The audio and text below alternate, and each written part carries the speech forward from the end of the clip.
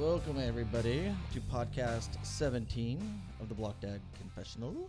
The Black Dag? The Black Dog Confessional. What dog? It's been a. Did you forget the name of it? I did. You know, we could have rebranded. June. You know, we could have rebranded it and changed the name at that point. we could like Puff Daddy went to P Diddy. Oh, just so people don't keep coming up to me and going, so why is it the Black Dog Confessional? And I have to go, have you ever met Fernez? You got to go ask him. I have no clue why it's the Black Dog Confessional. I don't. You're just that guy. You just show up and hang out, right? Man, that's what I do. And I start watch parties. Oh, good. Hey, you know, I just want everybody to take note of Chris's hat right now. He's got it slightly covered, but that's one of the hats that he's bought since he's got a boat. It's actually my buddy Bear's charter fishing company. Oh, so if you're looking for go. a good charter out of Port Canaveral, look up Snake Eyes Fishing. There you go. Go fish Look with at that old Bear Bright. little plug for Bear.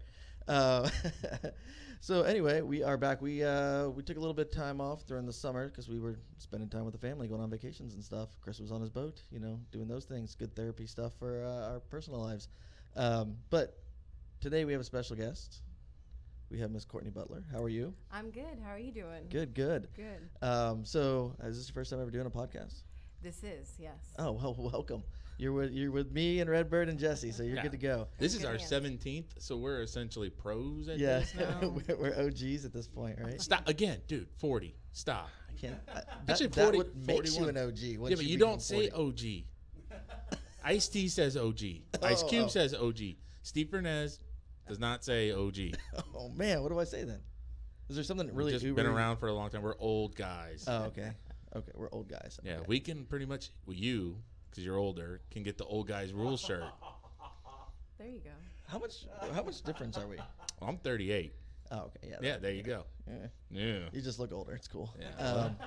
So anyway, today we brought Cortney on the show because I met her a while ago, and it was actually after we had Josh Vandegrift on the show, where Josh had talked to us about one of the ways he deals with his PTSD, and that was through yoga. So we brought Cortney on today because I'm going to have her talk about, you know, how everything started with her, and go from there and talk about how what therapy she uses and so on and so forth. So. Sounds good. Sounds good. All right, Yeah. good. So tell us a little bit. You're a military vet. Yes. Okay. So I'm Air Force retired. I served in the Air Force for 14 years. Wow. Yep. Medically retired for PTSD. So I did 4 tours to Afghanistan. So. How long is each tour usually? For the reserves, because I was a full-time reservist, so the first tour was just a couple months. The second one a little longer. They kind of kept building after that. Was there a But I little, really wasn't there as long as a lot of the service members are. was there a break, a decent break at least between each one, or was Oh it? yeah. Okay. Yeah. Very much so. Yeah. Gotcha. So you did reservist for 14 years? No, I was active duty for 5 years. Okay. And then I got off of active duty and realized I couldn't leave the military. I liked it too much for some reason. Oh, that's No. awesome. No. And I went back in. So 6 months later, I went back in and actually found a full-time reserve position with the 920th Rescue Wing here out of Patrick Air Force Base. Oh, that's awesome. Now you're Yeah. fully retired now. Yep. How old were you when you got in the military? I was 19. Oh wow, so young. Yeah. I kind of joined on a whim. Oh really? Like Yeah. what brought you to that? What made you think, hey, you know, Well, military sounds like a good I idea? grew up in Flint, Michigan, and thought I'm not really sure what I want to do with my life. And my parents really wanted me to go to school, but they didn't want to pay for it. So I thought, well, what a great way to pay for my school why not? I'll go in the Air Force. Yeah, you get So- that, and then when you get the GI Bill and everything else. that pops up. Absolutely, yeah. It worked out really well. And it got you out of cold ass Michigan to hot ass Florida. Yeah. So, Exactly. win-win. Yeah, Yeah. he's like, yeah. Well, actually, Yeah. you probably got her to desert first, where it was probably a lot hotter Well, than Florida. first it was Korea. I went there first. It was my first tour of duty, so that was interesting. And then here to Patrick Air Force Base. That's awesome. Yeah. So you get in the military. Did you have any type of issues before, any PTSD issues before, or was it military related or life related? No, it was mostly military related. I did end up, after my last deployment over there, I ended up going through a divorce as well. So that certainly compounded my PTSD issues. So it just after each deployment, it just seemed to get worse and worse and worse. Whereas when my first deployment, I didn't realize anything But it wasn't as bad that first time we went over there. We went over there in 2005, and it wasn't nearly as active as it was by the time my last tour, which was 2011. Gotcha. So, Now, you go over there. What you said you started noticing signs of PTSD. What kind of signs were you noticing? So when I got home from my third tour there, I came home and I was very easily agitated. I, at the same time, would hold back a lot of things. I wouldn't talk about how I was feeling, how I was upset. It just seemed to come out more in anger.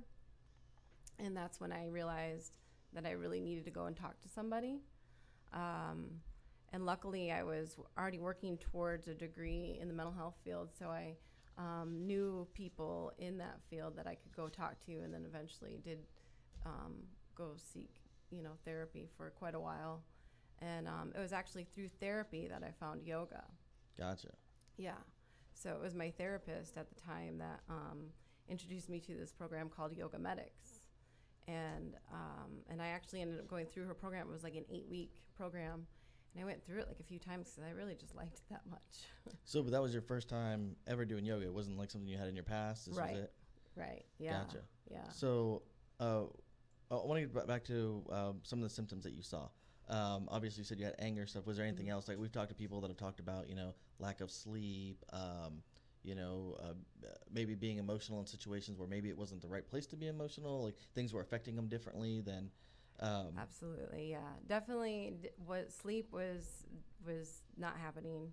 I feel like the difference between men and women with PTSD, from what the people that I've talked to, is that women, we usually share our feelings, our emotions, and whatnot.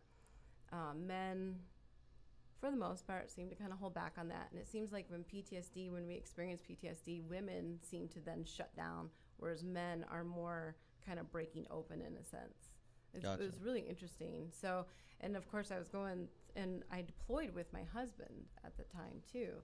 So, and we were combat search and rescue. So he was on the aircraft when they go in and rescue people, whether it was from our own military or if it was local Afghanis.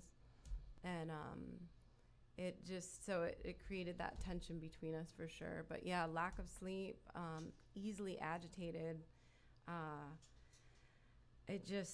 And I didn't really know what was going on, and I was also like really threw myself into work and school, and I was working full time. I was going to school full time, and I was even volunteering as much as I possibly could to like start to spread the word about PTSD, not even realizing that's what I was starting to really deal with.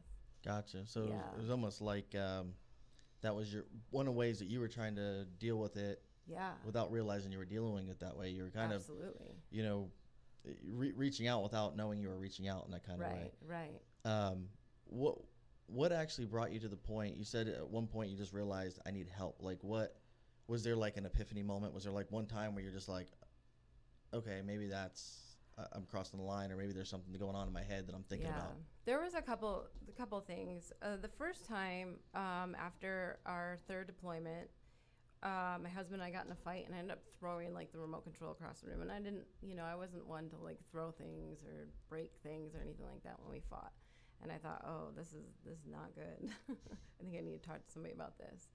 But and then I ended up going over there a fourth time because again I was throwing myself into work, throwing myself into everything. And by then I was actually divorced. And when I came back from that was when it really hit me. And I shouldn't have been over there that fourth time. What was your role in the military? I was administrative, but I did like computer network security and stuff. The cool thing about the reserves is you're actually with your unit, so you're not. So I'm there helping those guys, have their comm up and going so that they can get out and do missions and whatnot. So it was making sure the networks are running, make sure, even helped intel out here and there. What do you think? Obviously, you said during your deployments is when you think some of this started to kick in. Was it the separation from being not being on the mainland? Were there things going on specifically that were triggering things? Absolutely. So The first time we went over there in 2005, we got, this is a great story. We got our first rocket attack. And this is how I earned my nickname, Combat Cortney. Because we got our first rocket attack, and it just blew my mind that someone there was just trying to kill us all. And I know that sounds so silly and so, it just had this moment of, holy crap, there are people here that actually want to kill us. So I remember going into work right after that, because it happened at like 4 a.m. or something. And I rush in there and I'm talking to all these guys, and with reservists, they're usually a little bit of an older crowd. So they've been to Iraq, they've been to Desert Storm, they've been doing this for a while. And here I am, the newbie, and the only female over there too at that time in that group. And I was like, you guys, do you realize that there are people here that want us dead? Yeah, Courtney, we know. No, I don't think you get it. Like, They want you dead, they want me dead, they want, And so after a while, me just like having this moment, they're like, okay, combat. That was it. You got the nickname locked in. Yeah. So it was that. And then, of course, as each time we went over there, the rocket attacks it wasn't just once every couple weeks. It was every day, multiple times a day. And those things, you just didn't know where they were going to land. You didn't know, we had a few that were really close. Luckily, while I was there, nobody ever got hurt. But it was just really scary because it just, you never knew. Gotcha. Yeah. Now you're home. Mm-hmm. Is there anything that bothers you now? Like, absolutely. I do not like the 4th of July. I don't like fireworks. It's one thing if I go and I expect to hear them, but it's like when you're sitting in your house in the neighborhood and they're going till midnight, 1 o'clock in the morning, or whatever, and it's just unnerving, really, really unnerving. Crowds, I'm not a big fan of crowds, even still, Now, why are the crowds? I think it's just always being aware of your surroundings, being just hyper vigilant, and I think just having that many people around me, it's just something about it. And of course, where I was in Afghanistan, it was a really crowded base. You were always, because we had, every branch of service there. We also had all of the NATO forces, all the national, international forces there as well.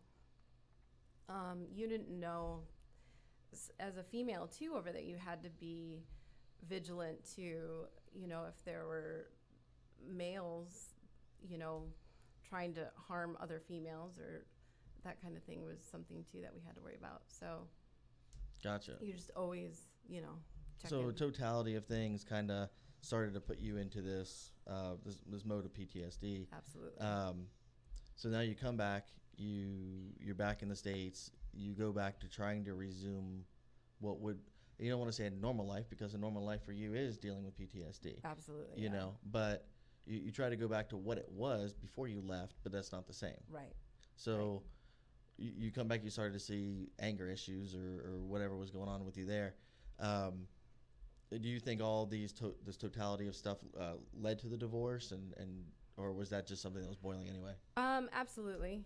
I think that, and the fact that we weren't given tools in the military to really deal with that either, to talk about it, that kind of thing. Not that, we didn't try at some point to seek that out on ourselves, but, the military also, they don't really, maybe it's changed, I don't know, but they don't really promote talking about it or dealing with it, or, How long you been out now?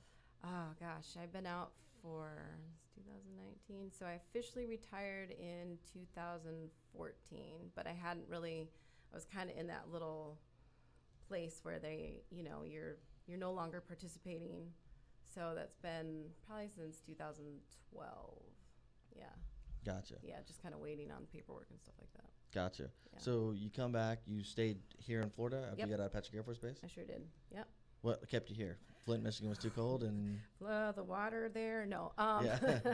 Yeah, no, too cold. I made my life here, I really love living here, and yeah, absolutely too cold. Yeah. So eventually you got in, you started saying, now you're here, you're trying to get back into your normal everyday routine. How do you go about, how did you go about that? Like, what was like employment like? What was life like? What was normal conversations like? Like, how did all that change for you? Everything changed. Everything changed. When you, first of all, when you know, announce to the military, hey, I have PTSD and I'm trying to get help, you're automatically kind of put aside as even, you know, your fellow coworkers, your fellow airmen. They don't treat you the same. You know, that camaraderie then disappears. And you really need that, I think, when dealing with something like this, you know. That was really hard. Is that because they look at you and think that you're damaged goods, or is that because they're afraid that what they say could bother you? I mean, what do you think is the reason? Probably like all that? of it. Yeah. Probably all of it. But the first thing that came to mind when that all started happening was like, oh, don't talk to her. Or a lot of, and I've heard people talk about the people this way, like, is that person faking it? Or are they doing this to try and get some kind of benefits, you know, out of the military, out of the VA, that kind of thing? So then they start questioning everything, you know. Right. Yeah. And What that- did you see? What happened Yeah, to you that exactly. gave you Yeah. PTSD? And oh yeah. Absolutely. So a big thing that I've learned with this is you cannot compare war wounds at all with people. You know, I know that I wasn't in the helicopters. I wasn't the one flying in rescuing people by any means. I understand that completely. But being there and worrying about, like I said, the rockets every day. I was married at the time, so even worried about my husband dying in the aircraft, you know, that was a huge thing too. And I had to keep it all together to do my job. So that was, yeah, it was hard. What do you think, if you could pinpoint like one moment where you were just back here? I know you talked about the throwing the remote thing, but like one time where it was just like, all right, how do I need help? Like, were you going through like any major depressive states? Any times where you were just like, I can't deal with this anymore? I will be totally honest, and I do this for the benefit of others.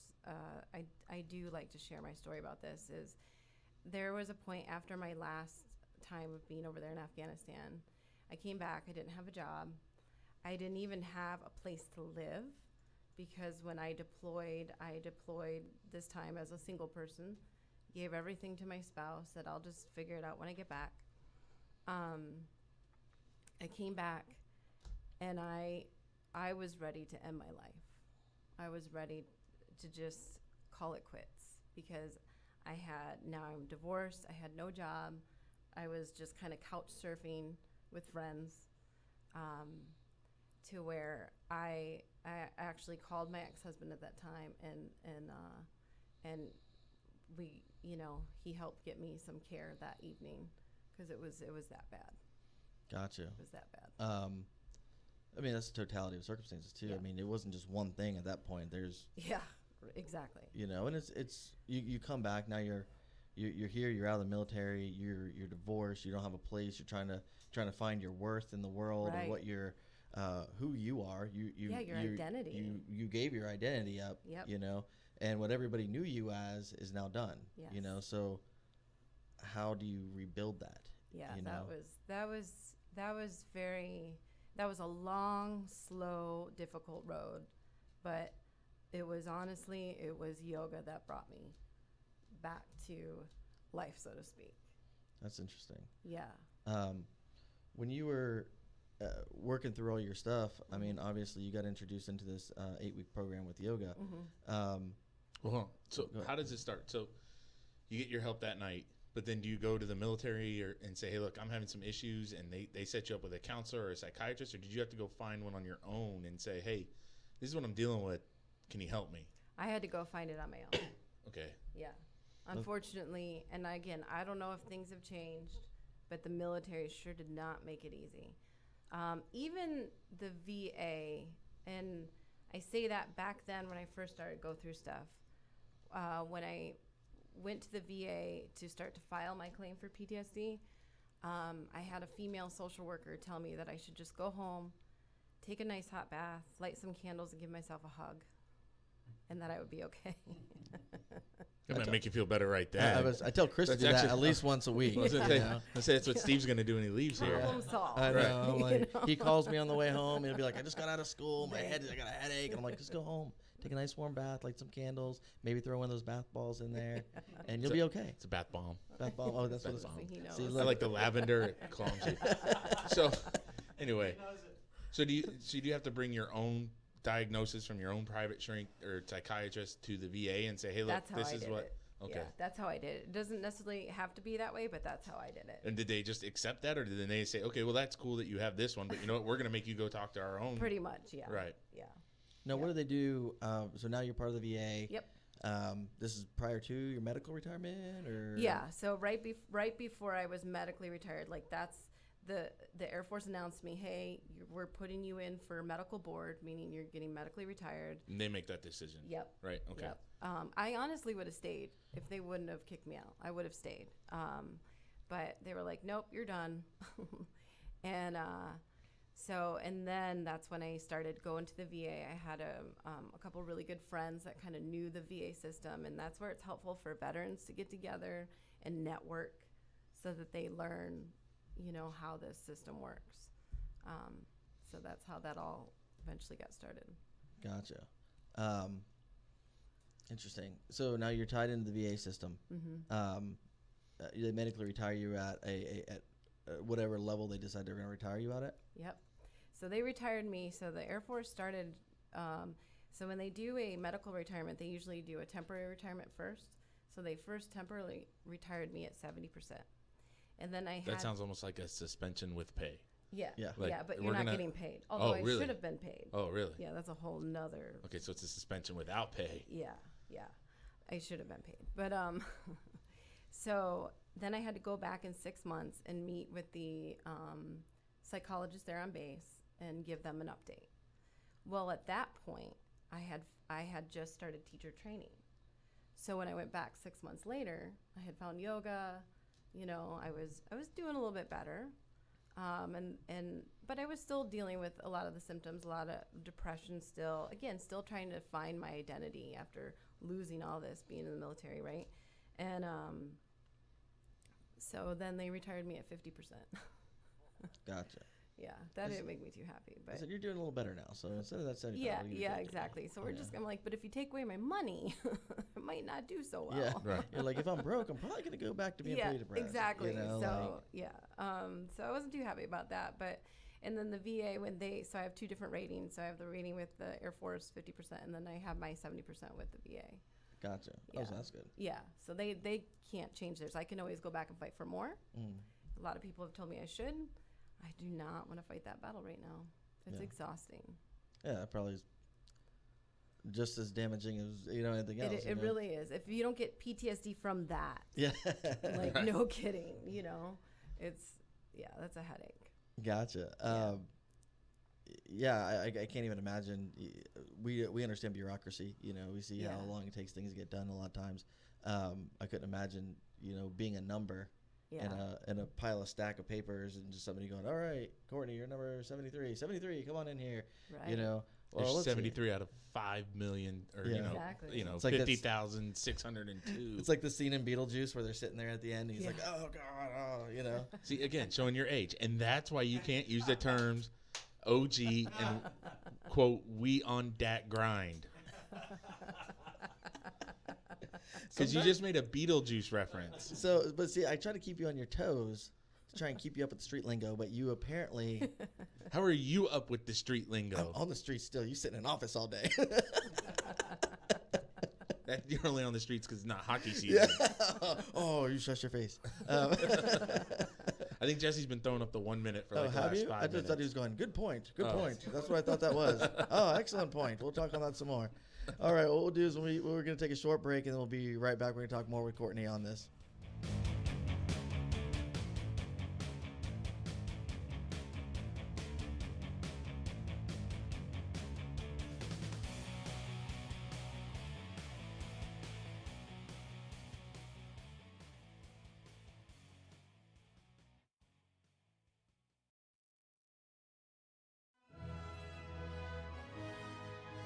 Hello, America. We are Ruthless Politics, Vladimir Putin's favorite podcast. Hello, American podcast listeners. I am Vladimir Putin. I like this podcast. I like this guy Trees. Kid Groening, not so much. Tune in every Tuesday for Ruthless Politics Podcast, live from Moscow. Just kidding, folks. Live from the Space Coast Podcast Studios in sunny Florida. No, but for real, every Tuesday, check it out. And you could see it on the YouTube, the Facebook, and the Twitter and Instagram.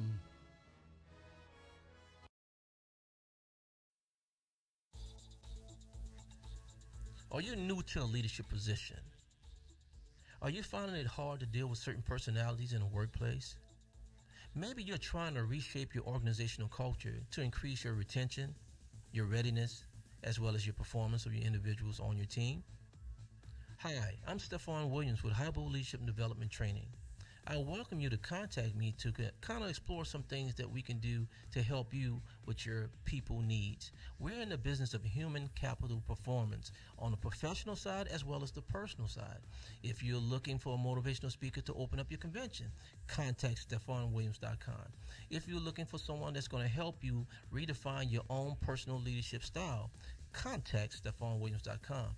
If you're just looking to take your team to the next level, contact StephonWilliams.com, and that is STEPHON Williams.com, Highbull Leadership Development Training. We look forward to seeing, hearing, and working with you.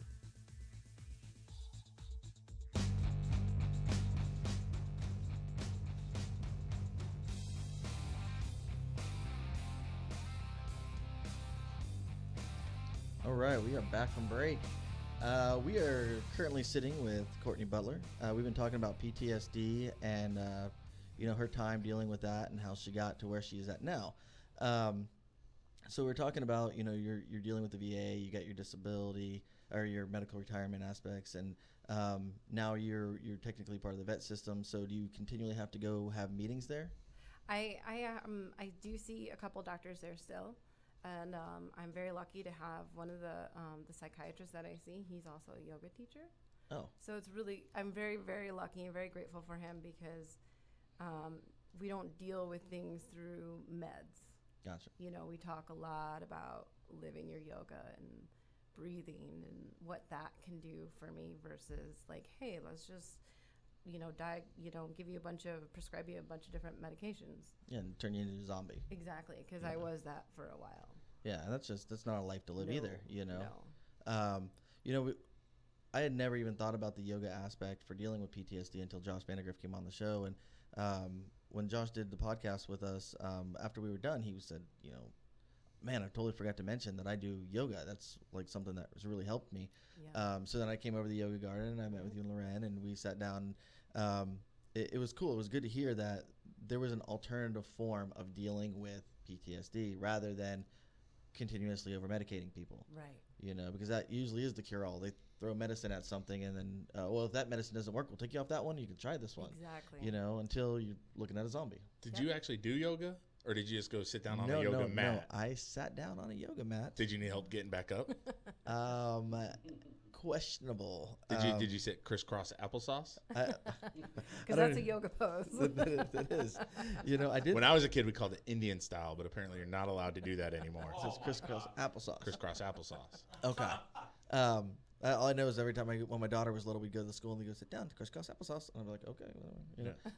So answer the question: did you need help getting back up? I did not. I wasn't graceful. I mean, I was just but imagining I got back up. like sitting down there in crisscross applesauce like a weeble wobble, like you're trying to get up. You just No, the problem was your leg starts to go numb after a few minutes, and I was like, we're gonna finish this interview because I can't feel the lower half of my body,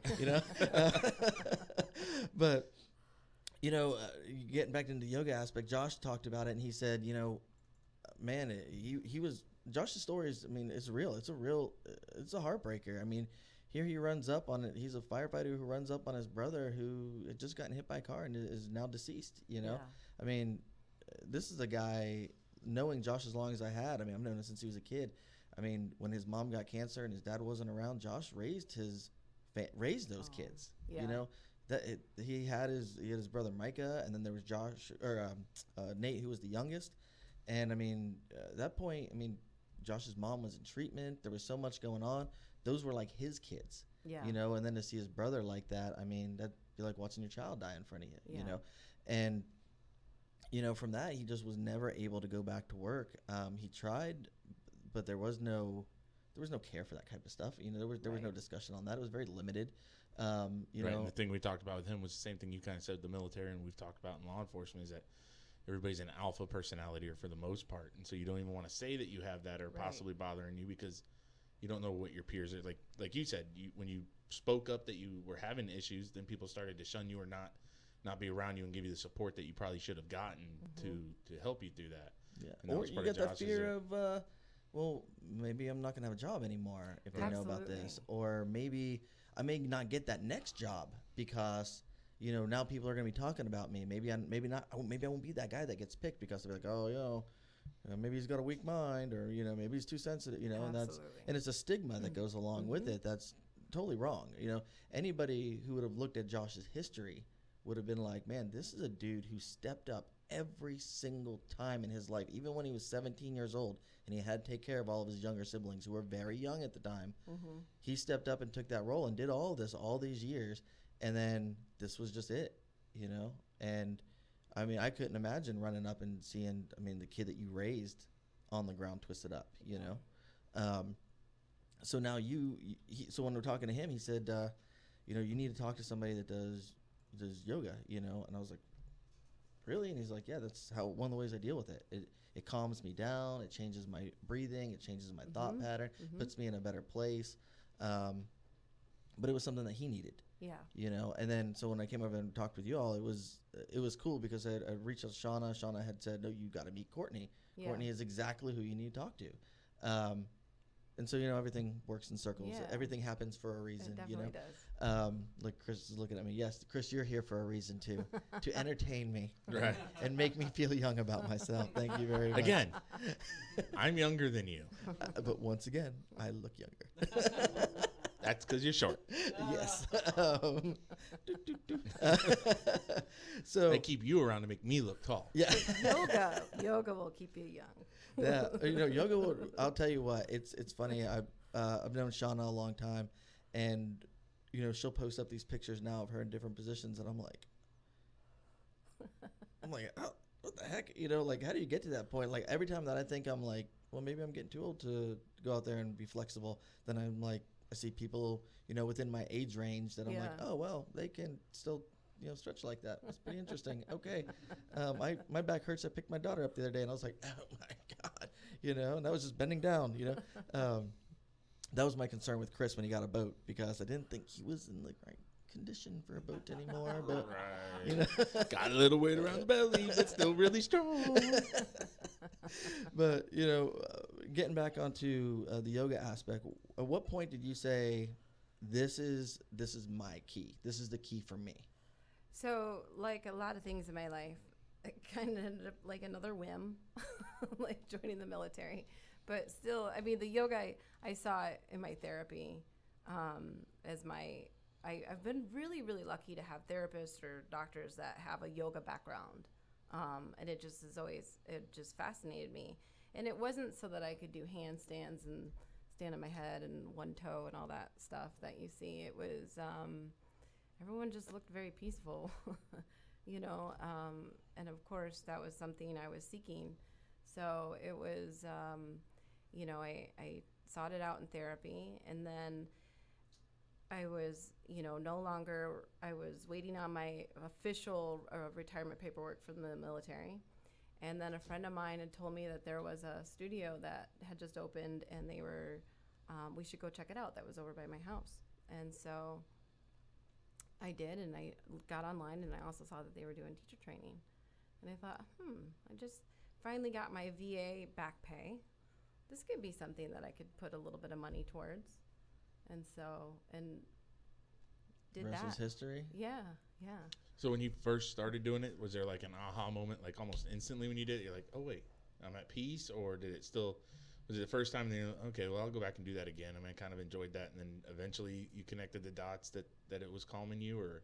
It took a little bit, but it didn't take as long as maybe I would have thought it would have. It wasn't instant, but I just remember holding a pose in Warrior 2. You have one arm in front of you, one arm behind you. And the thing that my teacher said at that time was, you have your feet placed apart, and you got one arm in front of you, one arm behind you, and but you don't want to reach so far back that you're living in your past. And you don't want to lean so far forward that you're living in your future. You want to just be right here, right now. And that was like, whew, okay, wow. And it gives me goosebumps now. That really resonated with me. Well, one of the things I noticed That sounds like a pose you could actually do. I mean, It spread is. your feet, and stick your arms out. It may not be graceful the first 50 times, but I'll get it. I don't think it'll ever be graceful, bud. Now, one of the things I did notice too, and this may be kind of correlated to the military a little bit, is you talked about the camaraderie you had prior to the diagnosis of PTSD. But in yoga, I've kind of noticed that, at least the yoga garden, what I watch, is that there's kind of like a family feel to it. Everybody kind of has that camaraderie going there. Like everybody kind of is on that same level of thought. Absolutely. I am so fortunate to have been hired by Loren to be a part of the yoga garden community. But I mean, you don't even have to be a teacher to be a part of that community. You can be a student. You can be someone that works in the garden. She's done such a beautiful job of that. I finally have that. In fact, earlier this year, I had to go up and take care of my mother. She was dying of cancer up in Michigan. And then she passed in March. And I felt like I had this whole sisterhood that went over to my apartment here in Indialantic, took care of my cats for me. Right before I got home, they went in, they cleaned the apartment. There was fresh flowers in every room. And it finally realized, like, oh, I have that again. Yeah, because I mean, if you wouldn't have found that kind of help, and then your mom goes through that, that could have been. Oh yeah. I mean, that could have been a huge trigger. I feel like I have right now PTSD all over again. I mean, I don't think you don't ever really get rid of it. You always have it. It's just then you go through life, and of course there's a roller coaster of things. And so losing my mom this year, it triggered everything again. I can't sleep. Because I watched my mother die. Oh yeah, I was in the same boat. He was in the same boat. Yeah, so it was awful. So it's kind of strange to be back in that feeling again, but at least now, I really, I know what works, and so I'm not, going to the doctor going, hey, you need to give me this med and that, or drinking myself to death, or No, which is a lot of people do. Exactly. They find solace in a bottle, Exactly. And that's just making the problem worse. Absolutely. Compounding things. Because Yeah. then on top of that, not only are you've never gotten rid of that PTSD issues, you never had any of this, you've never dealt with any of that. Right. But then on top, you're adding alcohol to it that is now becoming a problem because you're drinking in excess, and Right. Now that is your escape. That is your everyday thing, and then the next thing you know, you're where you at. You're further Absolutely. down that rabbit hole. How do you get back out of it? Yeah. You're constantly digging that hole. Yep. Digging that hole. Yep. That's one of my issues with what I feel is over medicating, is that we're not actually dealing with the problem. Right. We're putting a Band-Aid on it for 8 to 12 hours until that wears off, and then we got to put another Band-Aid on it. Yep. And that could last for year after year after year after year. Meanwhile, that person's missing out on key parts of their life because they never got the opportunity to properly deal with it in a way that wasn't medicated or dove into a bottle. Right. Chris works out. I joke with him all the time, but he power lifts. He does all that. Look, he just flexed. Look, just tell him it looks okay. His muscles are big. That's how he deals with his. Are flaring up. Yeah, but That's for him- because I've been going to recruit straight. yes, who is also a guest on the show. But Chris does that, and That's 2 plugs, Jesse. that's 2 plugs. That's 2 bam. plugs. Somebody's gonna have to start giving us money for Yeah. this crap. But you deal with some like life stress by going to work out. Yes. I don't work out. No, but- really, I couldn't tell. You're just so jacked, and you just look like you're ready to run through a wall, buddy, Yeah. or run a marathon. See, look, this is bad for my self-esteem, but I love him anyway. No, but like for me, keeping an even balance in life, I got to find different things to do. I love doing this, although I do it with him, because I enjoy this. This is, there's a lot of people that are going through what you go through, and it brings me solace to be able to bring that out. Yeah. You know, even though I have to look at Chris. But You're Chris, welcome. Exactly. But Chris and I have been buddies a long time, which is how we can rib on each other and how we can have this kind of Right. Too conversation. freaking long. Too long, yes. And At some point, this is going to start paying off in my favor also. yeah. Oh, maybe I'll make you dinner sometime. I don't know. Buy you a free stack of donuts. But you know, trying to find that balance, what that hobby is. Now, do you have any other hobbies besides doing yoga? Like, is there any other thing that you do that you go, oh, this is my piece? You know. Swimming has been huge for me. Being either, at the pool in the water or over at the beach, either just walking the beach or in the ocean, just that has been, especially this year with everything that's happened, absolutely. I really even call it my yoga because I'm still practicing that breath work that you do in a yoga practice when you're swimming. You have to, control your breath and whatnot. And so yeah, that's been huge for me this year. And you're an animal lover. Yes. I mean, that's. I have 4 cats. And a Don't dog. you look at me, because your cats are probably bigger than my dogs, because I have 2 Chihuahuas. But I have a Chihuahua. See, good people already, Chris. Yeah. Sure. Good people. Sure. He's Check my- her off. There we go. Good I people. bet her cats beat up her chihuahua. Yeah. They do. Yeah, there you go. So It's not you're also too old to stop making that face. You're too old for the frowny face emoji. that's the only thing I send him when he texts me. He's like, "Hey, Steve, how are you doing?" A frowny face emoji. That's it. Why are you talking to me? Oh, it's before 2. I It should is be before two. sleeping. Exactly. I mean, that's a good tip. You not just have one source of dealing with your, Right. but have multiple ways of dealing it. Yeah. That's what I was gonna ask. So when you started off doing yoga, it was a hobby and it was something to help with your PTSD. When you started getting paid, did it ever transition to feeling more like a job and not a hobby still, or is it still in that you're getting paid to do something that you love doing? Well, we don't get paid a lot of money Right. to do what we do. I know the feeling. So it still feels like a hobby. Really, for me, it's a way for me to still be in service to others. Okay. Because, yeah, I'm not going to get rich teaching yoga, and I don't want to get rich teaching yoga because I don't think those people are necessarily real yogi people. But Yeah, but that's that servant leadership mentality, yeah. which you learn in the military, because, I mean, you don't join the military to make $1 million. Exactly. Anybody exactly. who works in public service, of any type of public service, you're not Yeah. looking at it to get in it for the money. Yeah. There's always a greater meaning. Having you on today is a greater meaning for me. The reason we do the podcast is not because this makes us rich. We don't get paid Right. for anything.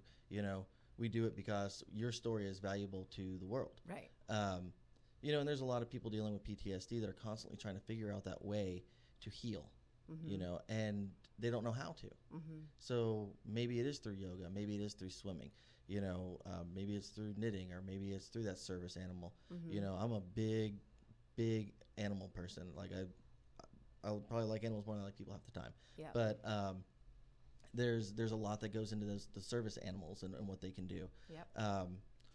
What would be some recommendations, in the yoga world? If you knew somebody that had PTSD, what would you say?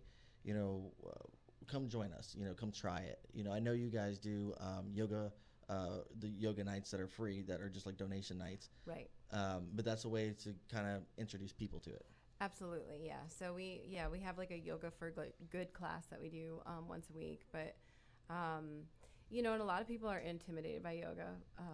I think anyone, especially in our careers as military, first responders, whatnot, think that you have to stand on your hands or your head or bend your leg up and over your shoulder or something crazy. But those are poses, right? Some of them. Okay, yeah. so they're not completely off. No. No, but there's a beginner's course, Right. and that's the advanced course, Chris. You are not ready for the No, advanced no, no. course. I've done what's the Cobra one? Yeah. Yeah. That See? can feel pretty good on the back. Yeah.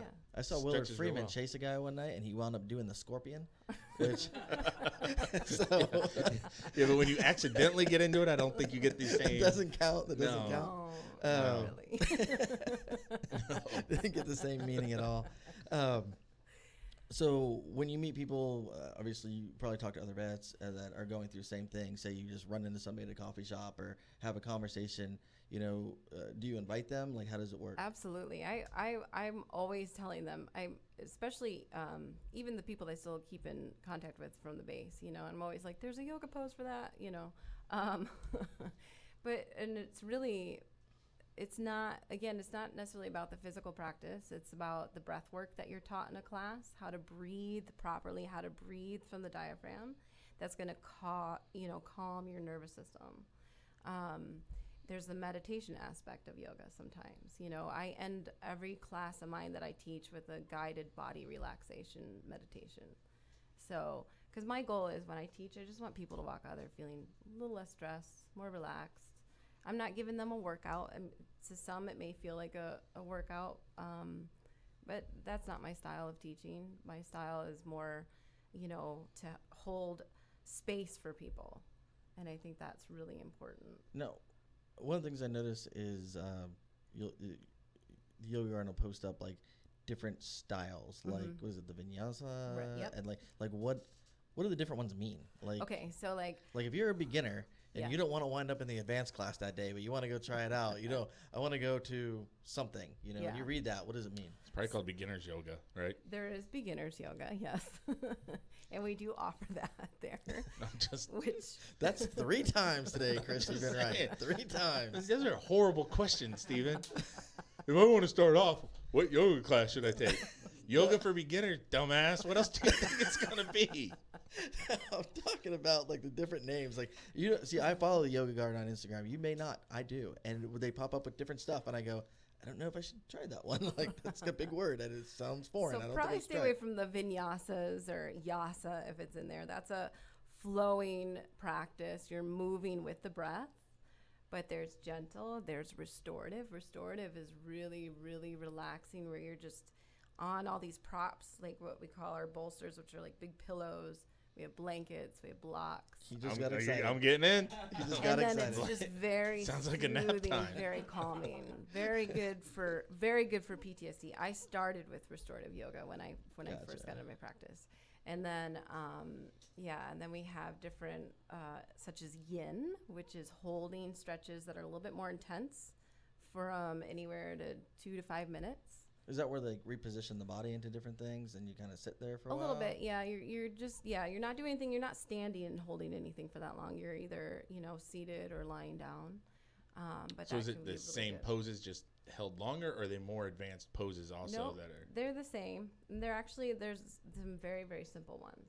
It's really just getting your body into a shape, holding that so that you can get into the connective tissue of the body. So it's like getting a massage when you're done. But yin can be very, very tricky for the mind, because you're holding still for however long.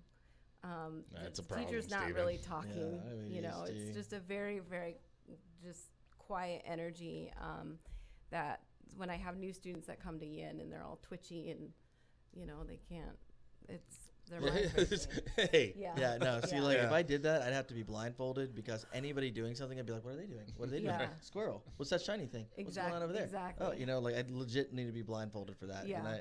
And I could probably do that if we were in a dark room. I could be like, "Okay, I'm holding. Yeah, okay." But if I saw Chris like make that face he's making right now, I'd be like, "What's going on in Chris's head right now? What's going on? Want to Yeah. get a donut? It sounds like a good idea." Yeah, let's go do that. Yeah. do you guys? Do you also do like hot yoga, Bikram yoga, We don't yoga do- with goats? We do. Well, we have one of our teachers that does yoga with goats. See, you threw me a stank eye when I said it. I wouldn't. You say, absolutely that's did, good. sir. You can I've actually connect seen with the that on goats. You're really that's interesting. But we even have kitten yoga. So kittens just climb on you while you're doing yoga? Yeah. Nope. So. No, but you may have Steve. I do So- love animals. Yeah. Maybe you could teach Steve the difference between a boy and a girl kitten. Yeah, I saw that. Yeah. Yeah. Come on, man. That's Yet just somehow tricky. There's you've like created a whole distance thing. you've created children. That's somehow. okay. Yeah, I That's have how I that. have 4 cats. Yeah. so it's You okay. want 2 more? I have 2 No, kittens I at do my not. house. No. He's sell not them? sure if they're I boys do, or but girls. I don't know. No, but they're adorable. So anyway, I'm sorry, we sidetracked. So you do like hot yoga and other things we have too? we had like a warm yoga class in the mornings at 5 a.m. and I think she warms the room up to like 87 degrees maybe. I don't suggest that for PTSD. Yeah. Might make you a little. It makes me angry. I don't like to be hot and trying to stretch and while sweat is just dripping off of me. Are those because of the heat? Are they shorter classes time wise? Are they about the same, or does it just? They're about an kinda- hour. Oh wow. Yeah. Yeah. Oh wow. Yeah. Now, if somebody wanted to be a teacher, like how does that, or is it called teacher? Is it instructor? It's a Is it- yogi. Teacher, yeah, teacher, instructor. Is it a yogi though? Was it right on that word? Well, yogis are just anyone that practices yoga. Oh, damn. Female yogis are yoginis. Oh. So there you go. Jesse, you seem to be enjoying this right now. Jesse's getting ready to go do yoga. I know. He's gonna get rid of the vape pen and all that stuff. He's just gonna go and you enjoy life. Yeah, yogurt. You'll be Yogurt, yogurt. yeah. We're gonna come back on Sunday, and Jesse's gonna have Namaste stickers all over his truck. If you go in yoga pants, though, we're talking. You and I are talking. Yeah, then we're getting off camera. We'll just put you on, buddy. Yeah. So that whole process, how long does that take? So that took me about 6 months. There's different programs out there. You can do a really intense teacher training for 2 weeks. The ones that Loren has held at the Yoga Garden are, about 4 months? And it's like every weekend. Yeah, it just depends. Different places. And then, it's so broad in what these teacher trainings really teach. Loren, so I took hers, I already had one, of course, but then I took hers on top of that, and I learned so much more, like, about anatomy and stuff. So that's Gotcha. really helpful. Yeah, I noticed in the back room you had like the whole anatomy set up in the back. I was like, why is there a skeleton back there? Yeah, that's for our trainees. Yeah. That's awesome. Yeah. So you go through everything you've been through. You're at a point in your life now. Where do you feel you are now, mentally, spiritually, however it goes? Like, how do you feel now? I feel pretty good. It's been a hard year, like I said, with my mom passing, but I am so grateful that I have yoga, actually, it felt really good to come home and teach again too, to still continue to be of service to others. It felt good because you're very present either when you're practicing or when you're teaching. You can't, sure, when you practice, you can, kind of go off in your mind, but teaching really brings me to the moment. And so that has helped me a lot, actually. One of the things I noticed you've mentioned a few times now is that service to others. Mm-hmm. I think that's a huge thing. I think even for anybody in law enforcement, firefighting, when they retire, they're still kind of like, I've given my life to service for others. Right. Like, now what is my role? Right. How do I identify the role? And you leaving the military is what is my role? How do I fulfill that? Yeah. So I mean, for you, that's a great opportunity to be able to help others. I'm looking at Chris. He's like, when I retire, I'm just gonna go on my boat. That's I'm gonna own a bait shop in the Keys. Nice. And that's it. And he's gonna grow a skullet. That's grow long hair, a beard. Hopefully, certain things will be legal by then, and You'll really want donuts. It's really I'm gonna gonna live out my days. But maybe I'll have a yoga mat on the back. I've tried yoga a couple times. It's just it's something that seems you have to. First, I think trying to do a video and following it is probably not the best way to do it. It seems like you need somebody there to show you and make sure you're getting it right, and then you have to stick with it. And obviously, I never did, but that seems like that's the best way to do it. Yeah, it's best to go to a live class too, and then to find the instructor that works for you.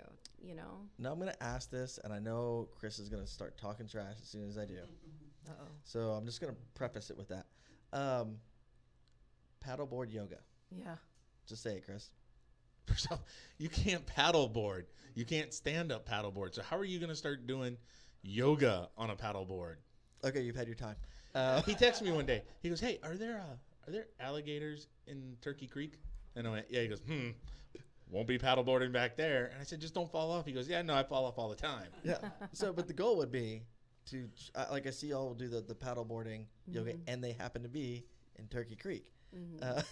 So there's alligators all over the place. Yeah. Yeah, I know. Yeah, in the river, in the lagoon. Yeah, I get it. Sharks. I'm But also now follow that up and ask him, when was the last time you took your stand-up paddleboards out? it's been a minute. Right. So, but the question Because would then he be, decided he wanted throwing knives. no. It was a squirrel. I saw it. I bought it. That was it. Shocker. So, with that, have you done the paddleboard yoga? Yep, I sure have. How was that?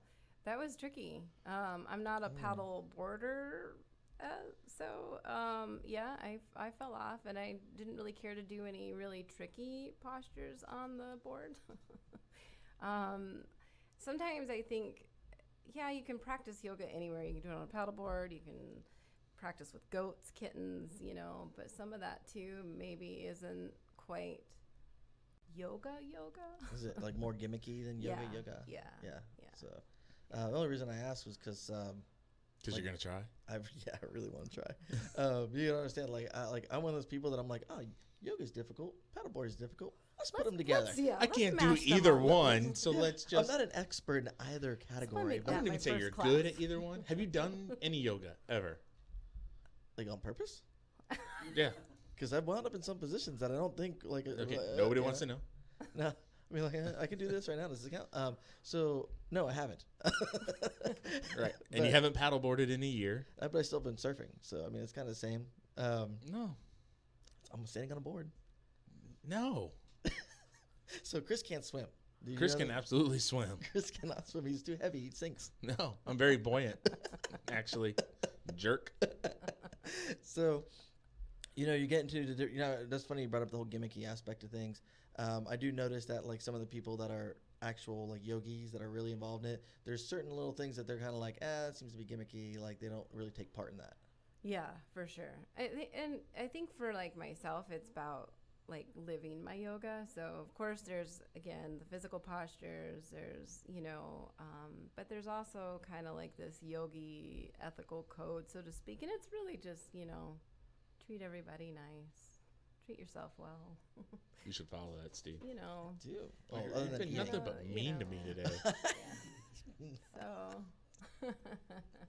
Look, he gives me these are my angry eyes. Like Mr. Potato Head? Yes, exactly. So, with your yoga life, you say you live that life. Yes, I try to at least. You almost said she's about that life, didn't you? She's about you that wanted life. to, She's didn't about you? that life. You wanted to. Now, being about that life, There. I think some misconceptions come out, Yes. like about yoga. Like some people think that it's a specific religion, or I don't know. You hear all sorts of things. Well, you can't do that if you don't believe in this, or you can't do that if you don't. It's a religious event. It's not. It's spiritual. It's this. You have to have this mentality. Hippies do that. Only hippies do yoga. Right. I believe I've uttered those words before. Yeah, I'm sure. Sound like something I've said. Yeah. Or you can't do yoga and eat meat or something. I eat meat, by the way. I'm not a vegan and all that stuff. But Gotcha. there's this whole absolutely. People think that you have to be flexible to be able to do yoga. Nope.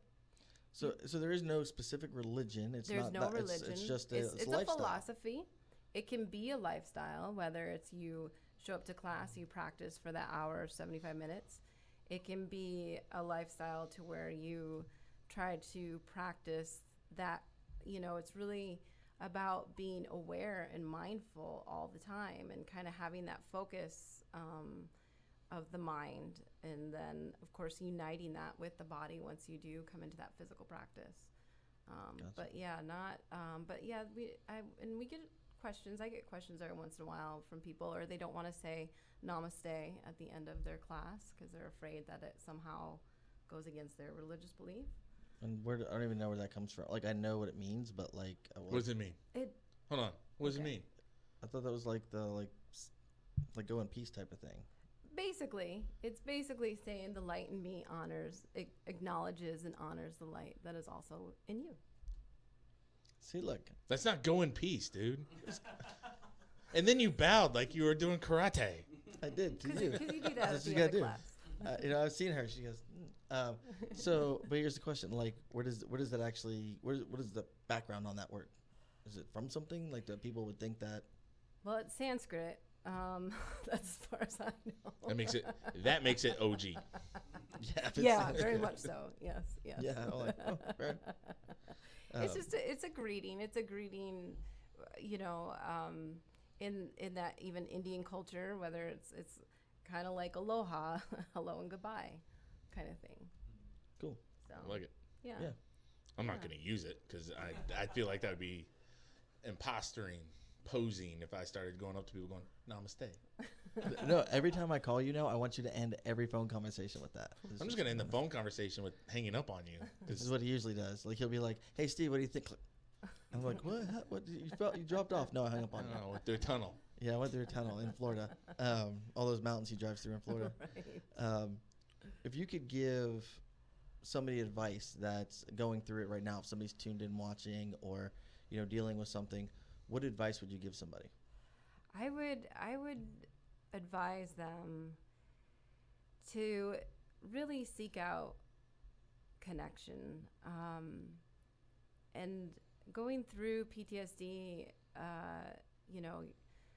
you're not alone. There's, so many, whether it's military, whether it's police, firefighters, whether it's, everybody probably has some form of it or another. I think it's about just talking to someone, and I don't mean like you have to call a professional, but just reaching out to a friend or somebody that is a good listener that can hold space. And of course, yoga definitely can help. It's, finding, it's being willing to, sometimes too, it's hard because sometimes you kind of have to go and, see which spaces are best for you, which classes, which teachers, that kind of thing. So it might take a little work for that because not everybody, I know I'm not everybody's teacher, and I'm good with that. But yeah, and if anyone listening to this now and needs to reach out, I'm certainly available. I've always been spoken out in the community about this when I first started to go through it myself. So, but yoga just helps. It helps because it helps you remain present. Whereas with PTSD, you live in that constant fear. So you have the fear, which is kind of that anxiety that's driving. You have that worry about the past. So then there's that depression aspect. And so yoga really brings you back to the moment. And you can do that through a deep breath. You can do it through just a mindful thought or action. And of course, you can come through it with, a yoga pose or something. I think Jesse's over there listening doing to you. He's yoga actually pose. doing it. Yeah, he's like, Yeah. Because Jesse you have back problems, so yoga could probably definitely benefit somebody like Jesse who he's like, I've been told. Well, that's so the stuff I've seen before. It looks like no matter what your physical abilities are, you can start somewhere and you can work your way. Absolutely. No matter if you've got Absolutely. back problems, leg problems, if you're obese, if you're super skinny, if you're not strong, it doesn't matter. You can Right. work your way. And from what you're saying, it sounds like a lot of it's also just the community of being there. So Yes. it maybe the physical act of doing yoga may not help you, but then connecting with other people Absolutely. who seem to be super calm and just relaxed may help you in that way. Absolutely. Absolutely. Chris. What is that stupid look? Are you telling me I need to go do yoga?